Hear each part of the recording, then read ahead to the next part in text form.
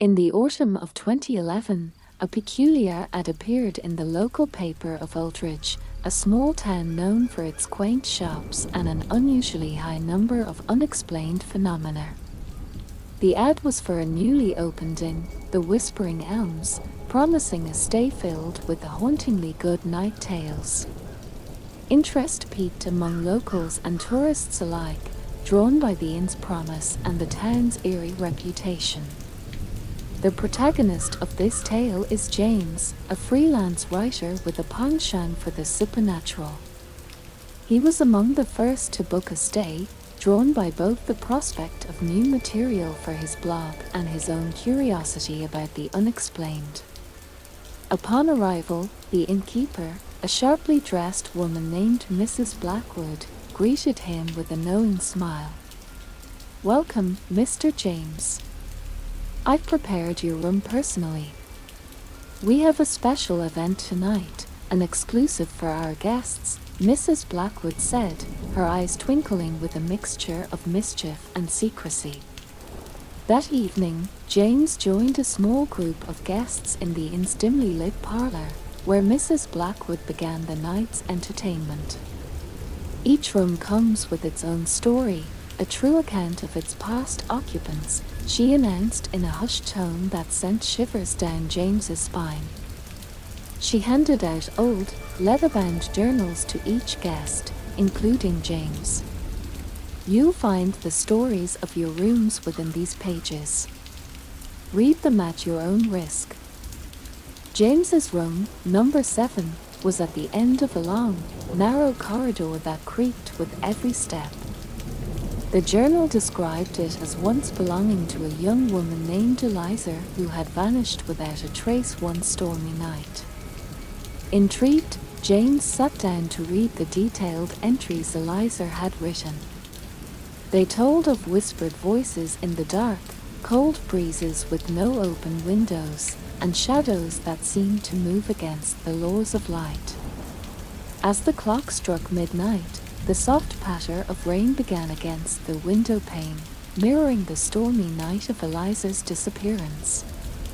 Engrossed in the journal, James didn't notice the room growing colder, the air filling with the faint scent of lilac, Eliza's favorite perfume, as mentioned in the journal. The whispers started softly, almost imperceptible over the storm outside. James paused, listening intently. "Leave while you can," a voice hissed, so close yet sourceless. Glancing up, James saw his breath fogging in the air. The temperature had dropped, the chill seeping into his bones. Frightened yet compelled, James continued to read, determined to uncover the truth of Eliza's fate. The journal entries became more frantic, the handwriting shakier. The last entry was a scrawled warning, "It knows I know. It's coming for me." At that moment, the lights flickered and went out, plunging the room into darkness. James fumbled for his flashlight, his heart pounding as the whispers grew louder, angrier. The beam of light flickered across the room, briefly illuminating a figure by the window, a woman, staring out into the night, her back to him. "Eliza," James called out tentatively. The figure turned, and James gasped. Her eyes were hollow, her face twisted in a silent scream.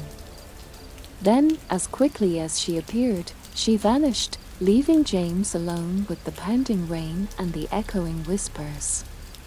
Terrified but unable to leave, James spent a sleepless night, jumping at every sound. By dawn, the storm had cleared, and the inn was bathed in an eerie calm. At breakfast, the other guests spoke in hushed tones about their experiences, their stories as chilling as his own. Determined to uncover more, James questioned Mrs. Blackwood, who merely smiled cryptically. "The inn has many stories to tell," she said. "Some are not yet finished." James decided to extend his stay, driven by a desire to dig deeper into the inn's mysteries. Each night, he read a different journal, each room's tale more terrifying than the last. He encountered spirits trapped in mirrors, heard anguished cries from the walls, and saw apparitions that vanished into thin air. But as James delved further, he began to notice something strange about his own reflections in the inn's many mirrors. His image seemed to delay, moving just a fraction of a second behind him. His nights were plagued by nightmares, his days by a creeping sense of paranoia. Convinced that the inn and its spectral inhabitants were affecting him, James set out to uncover the truth behind the Whispering Elms, its innkeeper, and the mysterious journals. His investigation led him to the town's archives, where he discovered that the inn had been built on the site of an old manor destroyed by fire in the late 118th century. The manor had belonged to a reclusive nobleman rumored to have dabbled in the occult. The fire that consumed his home had taken with it many lives, all servants who were said to have been part of a bizarre ritual gone horribly wrong. The foundation of the Whispering Elms, it seemed, was steeped in a history of blood and dark rites, the echoes of which still permeated its walls. As James pieced together the puzzle, his own nights at the inn became more harrowing. The boundaries between his dreams and waking moments blurred, each becoming indistinguishable from the other. One evening, while researching in the dim light of the inn's library, James stumbled upon a hidden drawer in an ancient desk. Inside, he found a faded photograph and a letter dated back to the year of the fire. The photograph showed the nobleman standing before the original manor, his eyes dark and piercing, seeming to stare out with a chilling intensity. The letter, written to an unnamed confidant, spoke of a gateway to another realm that the nobleman believed he had opened with his rituals, and his fear that he could no longer control the entities he had summoned. The discovery sent a cold shiver down James's spine. He realized that the entities might still be lingering, bound to the land, their unrest fueled by the tragedies of that night long ago. Each story he had read, each appearance he had encountered at the inn, now seemed like manifestations of these trapped spirits, perhaps unknowingly anchored by the guests themselves through the journals. Determined to find a resolution, James decided to confront Mrs. Black, seeking more answers about the inn's eerie influence. That night, as a thunderstorm raged outside, echoing the stormy night of the manor's destruction, he found her in the parlor, her silhouette illuminated by the flickering flames in the fireplace. "Mrs. Blackwood," James began, his voice steady despite the tumultuous weather outside, "what is really happening at this inn? Why are these spirits not at rest?" Mrs. Blackwood turned to face him, her expression enigmatic. "This inn," she began slowly, "serves more purposes than merely providing shelter to the weary. It is a crucible for the restless spirits, a place where they can make their presences felt, where the veil is thinner." "And the journals?" James pressed, holding up the one from his room. "They are conduits," she explained, "crafted from the trees that once stood on the manor's grounds, trees that witnessed the nobleman's rituals and absorbed the energies released. Each journal resonates with the spirit of its original owner, bridging past and present. But how can these spirits be set free? Is there a way to end their haunting?" James asked, his mind racing with the implications of her words. Mrs. Blackwood sighed, a sound of weariness that seemed to age her further in the dim light. "There is a way," she conceded, "but it requires a great deal of courage and a willing sacrifice. The portal the nobleman opened was never fully closed. It festers like a wound in the fabric of this place." James felt the weight of her words settling on his shoulders. "What must be done?" he asked, not sure if he was ready to hear the answer. "You must enter the portal yourself," she said, her eyes piercing through him, "and confront whatever lies on the other side. Only then can the flow of energies be reversed, the spirits released from their perpetual bondage." The idea of stepping into an unknown realm, potentially facing horrors beyond comprehension, was daunting. Yet, as James considered the suffering of the spirits, their endless torment resonating through the walls of the inn, his resolve hardened. He had come here to uncover a story, but now he found himself becoming part of it, perhaps the key to its conclusion. "Show me where this portal is," he said, his voice resolute. Mrs. Blackwood nodded, leading him to the basement of the inn. As they descended the creaking stairs, the air grew colder, the shadows deeper. James could feel the thrum of energy underfoot, a pulsing beat like the heart of the inn itself. At the bottom of the stairs, hidden behind a false wall, lay the remnants of the original manor's foundation, and in the center, a dark, gaping maw that seemed to consume the light around it. "This is where you must go," Mrs. Blackwood said, handing him a small, ancient amulet. "This will protect you as long as it can." James took a deep breath, looking into the swirling darkness. He could hear the whispers of the past, the cries of the spirits, calling him forward. With a final glance at Mrs. Blackwood, he stepped towards the portal, into the unknown, his heart pounding with both fear and determination. As he crossed the threshold, the darkness enveloped him, a suffocating cloak that seemed to press against his very soul. The ground beneath his feet felt unstable, as if he was standing on the surface of a quivering shadow. With each step forward, the air grew denser, charged with an electric current that made his hair stand on end and his skin tingle with anticipation and dread. James's flashlight, a feeble beam in the overwhelming darkness, flickered as if struggling against an unseen force. The whispers around him intensified, morphing into distinct voices pleading for release, their tones desperate and mournful. He could feel their sadness, their pain, as tangible as the dark air he pushed through. Pressing on, James noticed the environment changing subtly around him. The darkness seemed to pulse rhythmically, like the beating of a heart, and with each pulse, the shadows around him shifted, revealing glimpses of a reality that was unsettlingly fluid and distorted. Walls appeared to breathe, stretching and contracting as if they were alive, and the floor undulated under his feet, as though he was walking on the surface of a troubled sea. The amulet around his neck grew warm, its heat a constant reminder of the protective magic it held. But as he ventured deeper, he could feel its power waning, the heat diminishing with every step. Suddenly, the ground in front of him opened up, revealing a chasm that emitted a cold, blue light.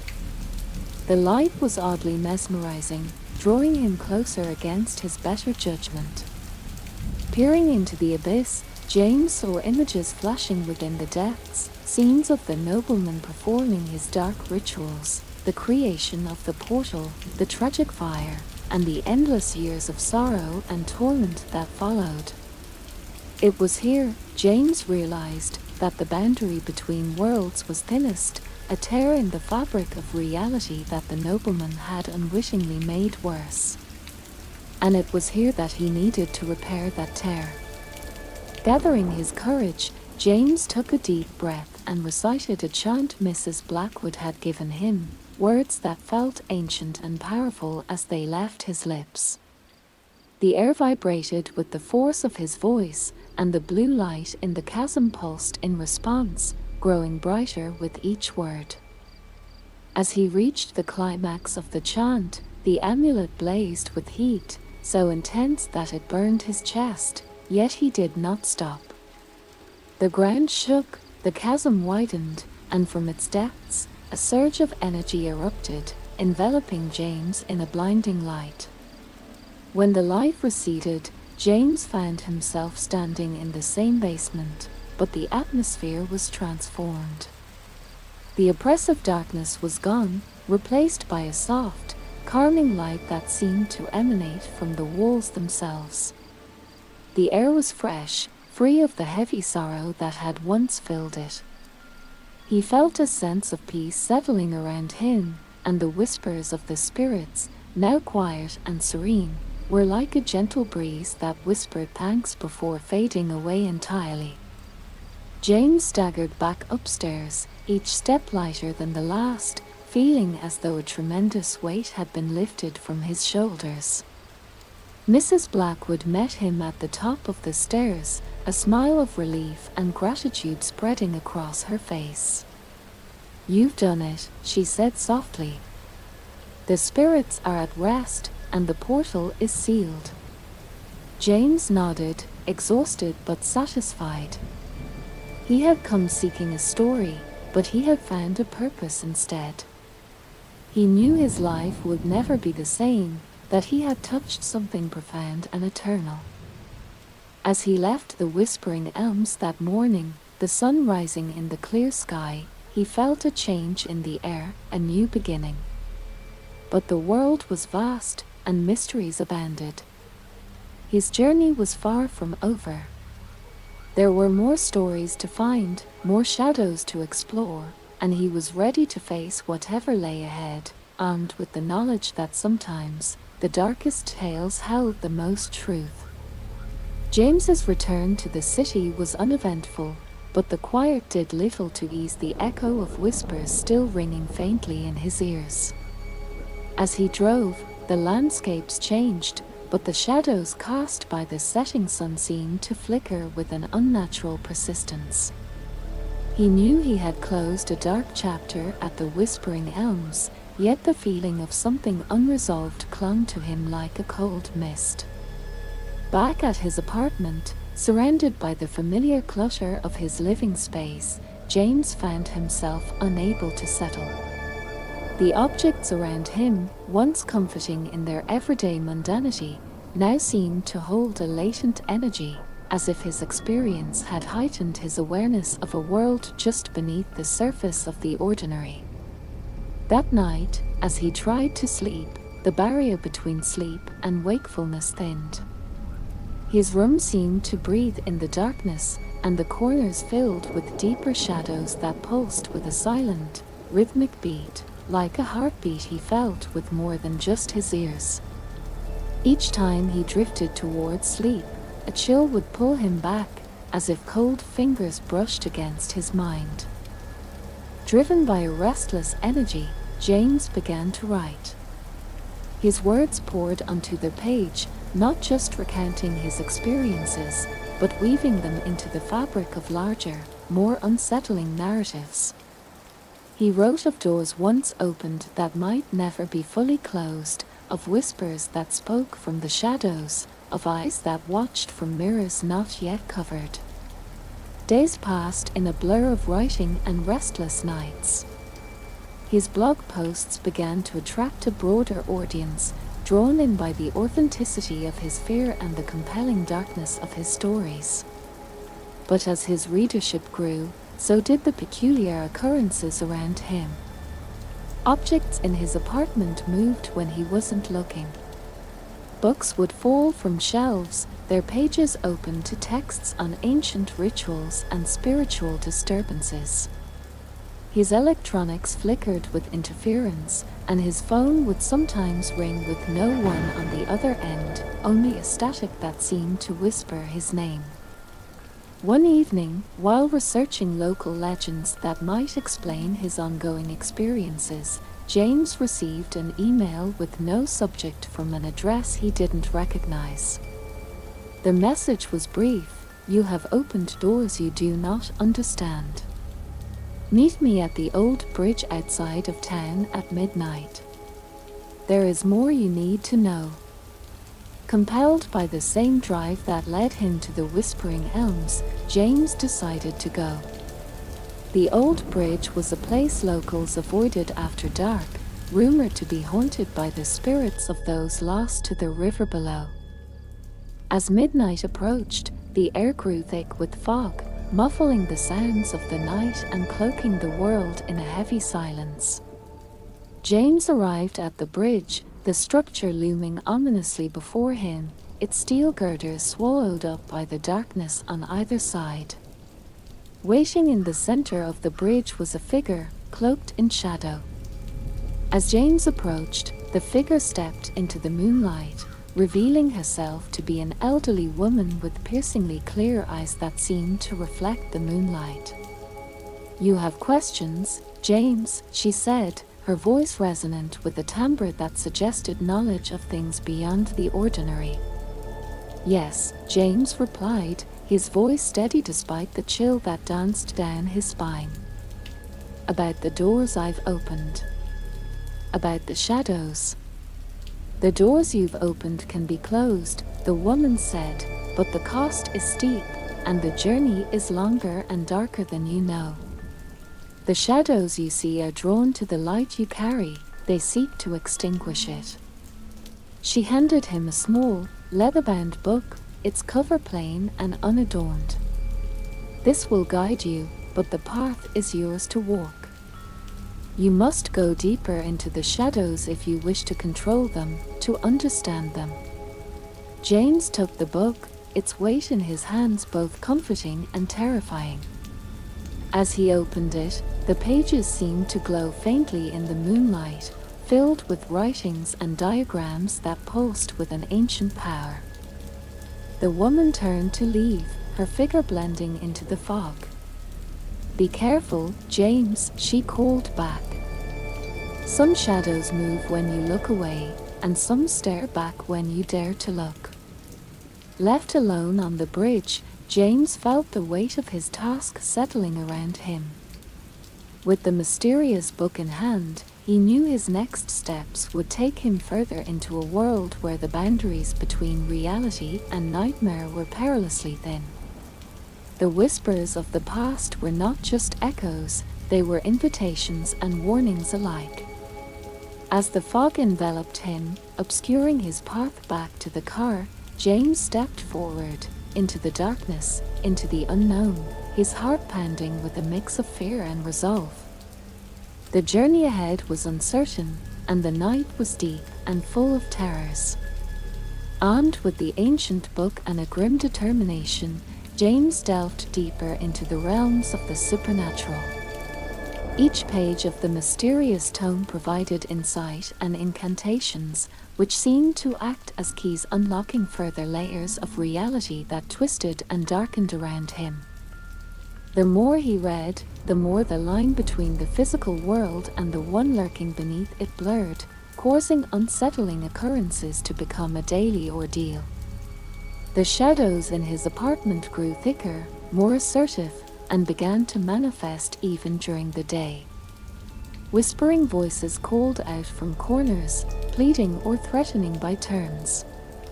James's nights were plagued with vivid, disturbing dreams where he wandered through endless, shifting landscapes, pursued by unseen entities with glowing eyes. His research took him to forgotten libraries and meetings with occult scholars, each step dragging him deeper into a labyrinth of knowledge and horror. His blog posts reflected this descent, captivating and terrifying his readers with tales that seemed too real, too intimately connected with the darkest fears of any who dared peruse them. One evening, amidst a particularly violent storm that seemed to echo his inner turmoil, James came across a passage in the book that spoke of a ritual.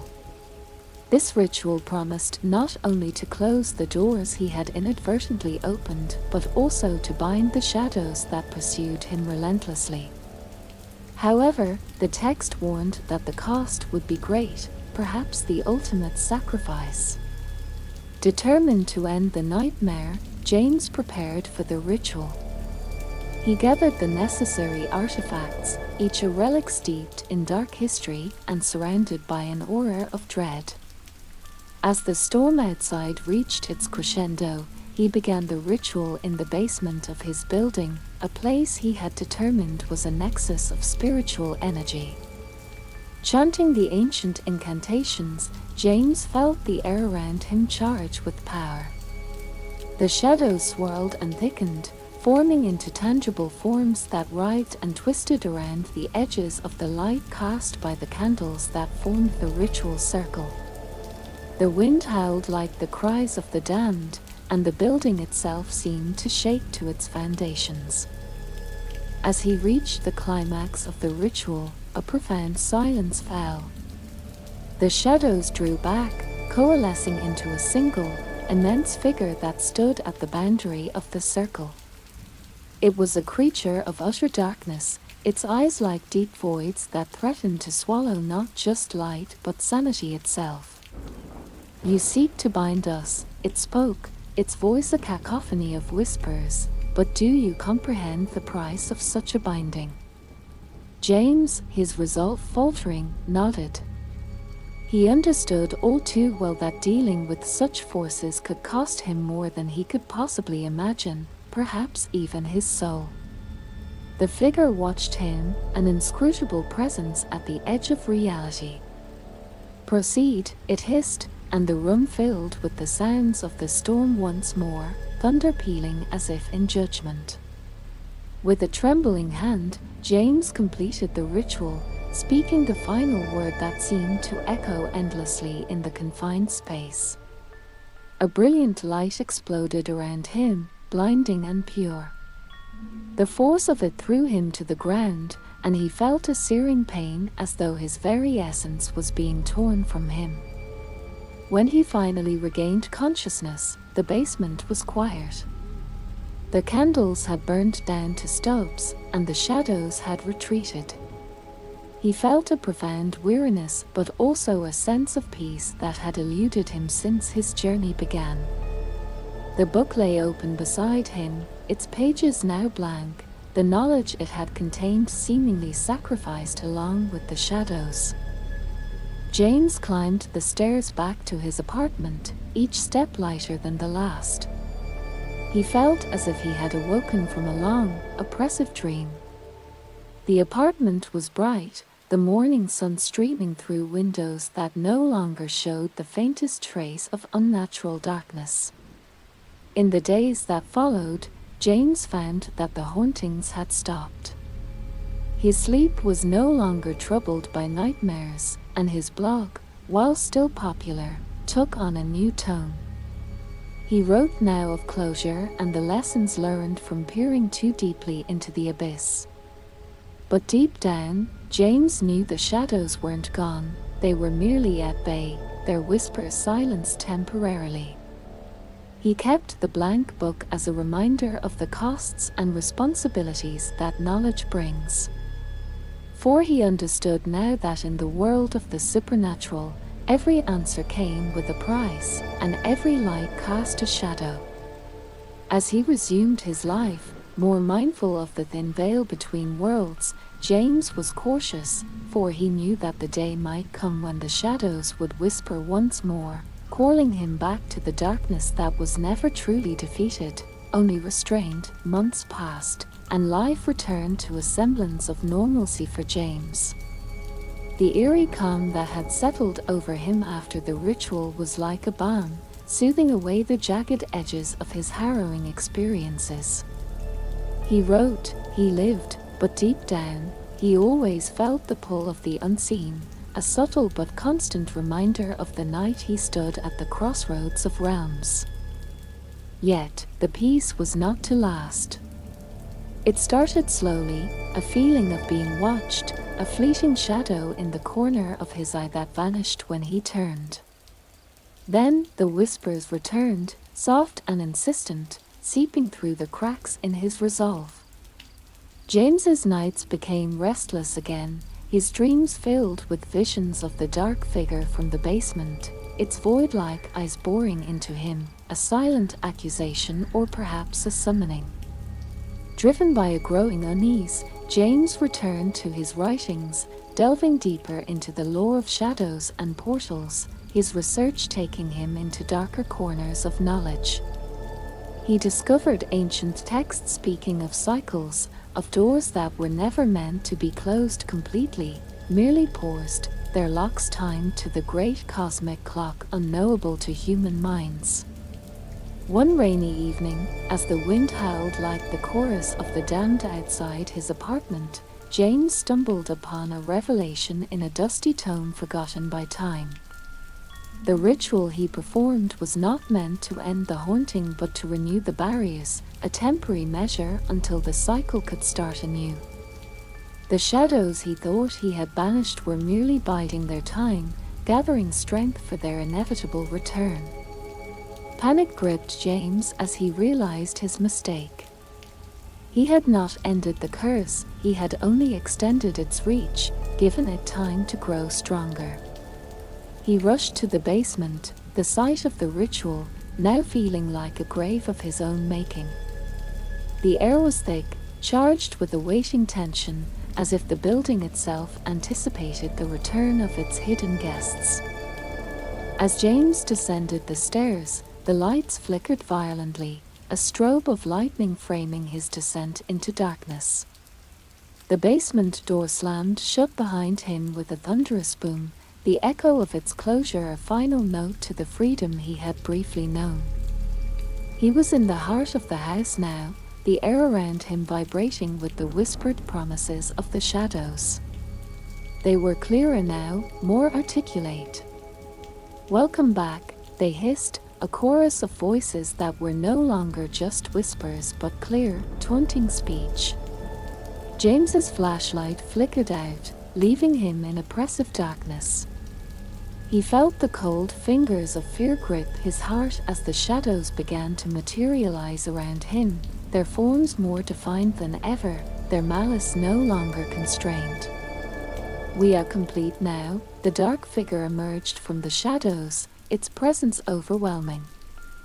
"You have fed us, given us the time we needed. We are stronger than we were, and you are part of us." James backed away, realizing too late the true nature of the cycle he had unwittingly perpetuated. He had become a catalyst for something ancient and terrible, a keeper of a gate that was never meant to be guarded but destroyed. The room spun as the shadows converged on him, the figure stepping closer. "Do not fear," it whispered, its voice a meld of countless others. "This is not an end, but a beginning. You are part of the shadow now, part of the cycle. You will help us grow, spread beyond these walls." Desperation and terror overwhelmed James, and he screamed, a primal sound that echoed through the void. But as the shadows enveloped him, the scream faded into a whisper, and then into silence. Outside, the storm raged on, indifferent to the change within the basement. The whispering elm stood as it always had, its secrets deeper now, its whispers darker. James was gone, consumed by the very darkness he sought to understand.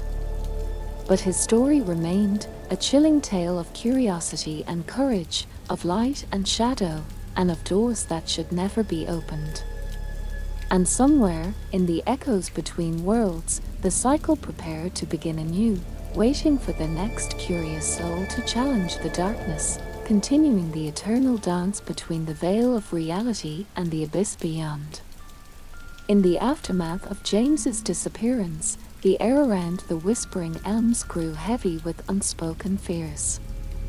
The locals spoke in hushed tones about the man who ventured too deeply into the mysteries of the old mansion, and parents warned their children to steer clear of the brooding structure that loomed on the outskirts of Aldridge. Months turned into years, and the story of James, the writer who delved too deep, became another spectral layer in the town's haunted tapestry. The inn itself, no longer in operation, stood silent, its windows like blind eyes watching over a secret it would never tell. The whispers that once filled its rooms were now confined within its decaying walls, a muted chorus waiting for the next chapter in its dark history. One crisp autumn evening, a young couple, intrigued by the legends of Uldridge and unaware of the recent tragedies, stumbled upon the deserted inn during a hiking trip. The air was filled with the rustling of dry leaves, and a cold wind whispered through the trees, carrying with it faint voices that seemed almost beckoning. Curiosity, as it often does, led them to the creaking front door of the Whispering Elms. The door swung open with a groan, revealing a dusty foyer adorned with relics of a forgotten era. The couple, feeling a mix of excitement and trepidation, stepped inside, their footsteps echoing in the empty hall. As they explored the inn, the atmosphere thickened, the silence deepening around them. They found the basement door ajar, an inky darkness spilling out from beneath. Compelled by an inexplicable pull, they descended into the basement, their flashlight beams cutting through the oppressive black. At the foot of the stairs, they discovered an old journal, its cover worn, its pages yellowed with age. The woman, intrigued, opened it, her eyes scanning the faded handwriting. It was James's journal, left behind from his final investigation, his last entry a chilling forewarning of the cycle he had unknowingly perpetuated. The couple read the journal by the dim light of their flashlights, the words painting a picture of a man driven by curiosity and haunted by discoveries he could no longer escape. As they reached the end of the journal, the air around them grew colder, and the faint whispers became clear, forming words that echoed in the stale air of the basement. Welcome to the cycle. Frightened but too intrigued to leave, the couple felt the ground beneath them vibrate as the shadows began to stir, a low hum filling the air. They realized too late that the inn, and the spirits within, fed on the curiosity and fear of its visitors, each newcomer a catalyst for the darkness to strengthen and renew. As they turned to leave, a shadow detached itself from the wall, its form tall and menacing, blocking their path to the stairs. The couple clung to each other, their breaths shallow, as they faced the embodiment of the inn's curse. "You cannot leave," the shadow spoke, its voice a discordant echo of all who had come before. "You are part of the story now, part of the shadows." With nowhere to run, the couple backed away slowly, their hearts pounding in their chests. The shadow advanced, and as it did, the couple felt a strange calm descend upon them. It was as if the inn itself was absorbing their fear, transmuting it into something dark and powerful. The shadow enveloped them, and everything went black. When they awoke, they were outside, the door to the Whispering Elms closed firmly behind them. The sun was rising, casting long shadows on the ground that seemed to retreat reluctantly into the fading darkness. They left quickly, not speaking of what had occurred, each step away from the inn lifting a weight off their chests. But the experience stayed with them, a haunting memory that would visit their dreams for years to come. The Whispering Elm stood silent once more, its secrets intact, its appetite momentarily sated. And within its walls, the cycle awaited the next curious soul, ready to whisper its dark tales to any who dared to listen.